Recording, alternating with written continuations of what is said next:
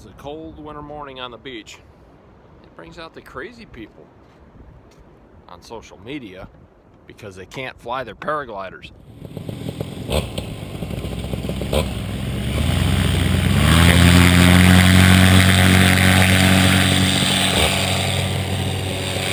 Well, bouncing around in my brain are lots of topical ideas to continue our discussion about advancing through intermediate powered paragliding.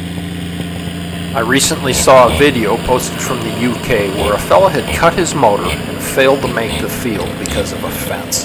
He was hurt.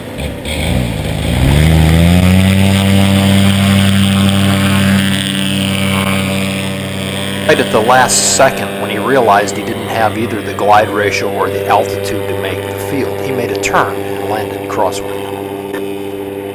Fortunately, his injuries were minor, probably a sprained ankle at the worst, but it got me to thinking. Uh-oh, what do we have here? Completely disassembled paramotor frame and paramotor. Interesting. Well, as a rule, paramotor maintenance videos are boring, and I promise this isn't a maintenance video. But I went flying last Sunday, and when I got done, I was transferring the gear from one vehicle to the other.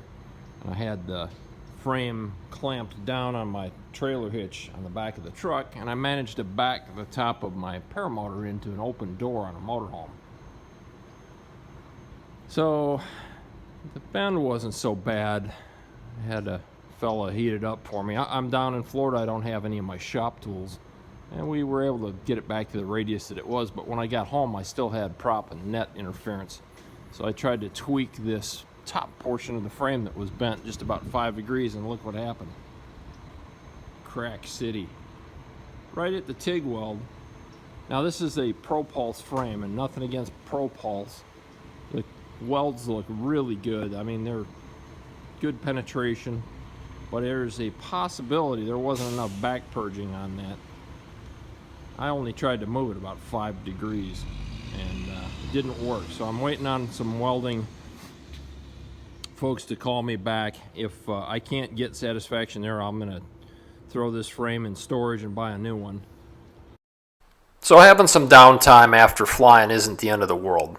A few of the guys that I typically fly with down here in Central Florida are also waiting on new and replacement gear, as some of them are upgrading. It's a perfect time of year to take inventory of where you're at, look over your gear real good, take care of some of those maintenance issues like that 100-hour maintenance that's coming up on my Vitarazi 185. By the way, I'm working with Chris Harrington a little bit, trying to help him determine what all needs to be offered as a package deal for that 100-hour inspection on the Vitarazi 185. If you haven't used Chris's site before, SkySport, take a look at it. It's pretty comprehensive, and he is pouring a tremendous amount of time into making it a point-and-click resource for all of your Vitarazi and quite a few other paramotor-related sales items. One-stop shopping kind of a thing. But meanwhile, back to that subject of that fellow that shut his motor off and didn't make the field. That's where I want to go next. And that and a couple other things have inspired me to put together some content that specifically measures performance criteria or familiarizes the pilot with performance criteria.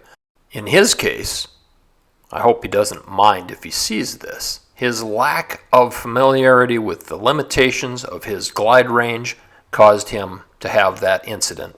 Fortunately, like I said, I don't think it was hurt too badly.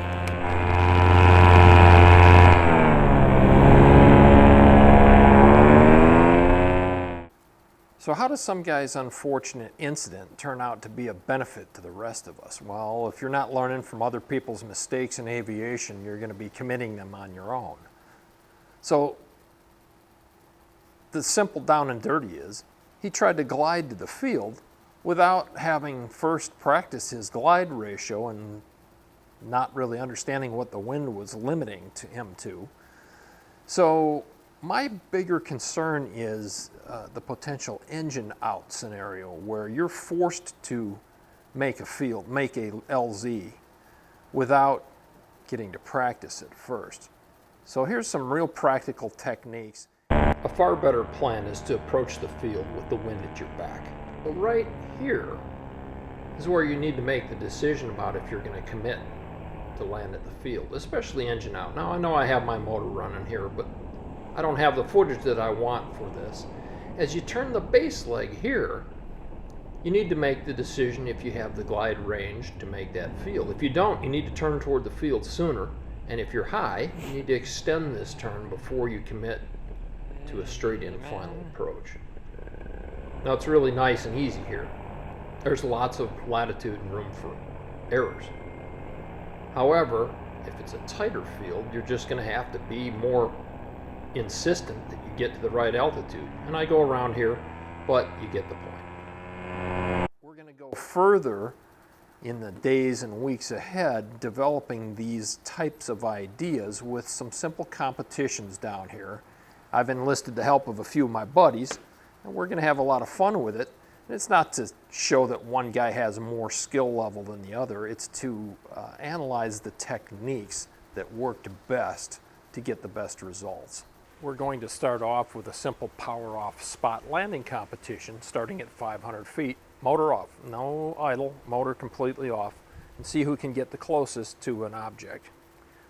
As the days and weeks progress, we're going to add a couple levels of complexity to these competitions, and they're not all going to be landing related. Some of them will be takeoff related, some of them will be turning radius related, and we'll measure and use each other's performance to determine our own level of skill and build on that, and I'll pass that information along to you. So if you happen to be in Central Florida anytime in the next couple of weeks or months and you want to get in on some of these for the sake of just participating, I can't say that I'm sponsoring it. You're more than welcome to come out and fly with us. I don't want it to be viewed as a sponsored event. It'll be on your own, but you'll get the same briefing that the rest of us will get. You'll get to demonstrate or compare your own level of skill. On a completely different topic, last month Tucker Gott said that he would donate the proceeds from one of his videos to Resurgence PPG. I thought it was such a good idea I had committed to doing the same, and if you happen to be one of my Patreon supporters, first of all, thank you. And secondly, I'll be paying forward your contributions for the month of December to Todd Scandrett and Resurgence PPG and their efforts to get as many veterans, particularly disabled veterans, flying as they have the budget to be able to do so with. It's a great cause, and it's a great way to promote PPG, and I've really enjoyed the company of some of those guys that are involved over the course of my flying PPG as well. So I will include a link to the incident video that inspired some of this. I'll also include a link to my Patreon page. If you're not a Patreon supporter and you'd like to be, follow that link. And if you happen to decide that you'd like to come out and fly with us, shoot me an email or leave me a comment in the comment section below here, and I'll get back with you and give you times and dates of when we plan to get together and where we'll be headed and what the agenda will be. Good.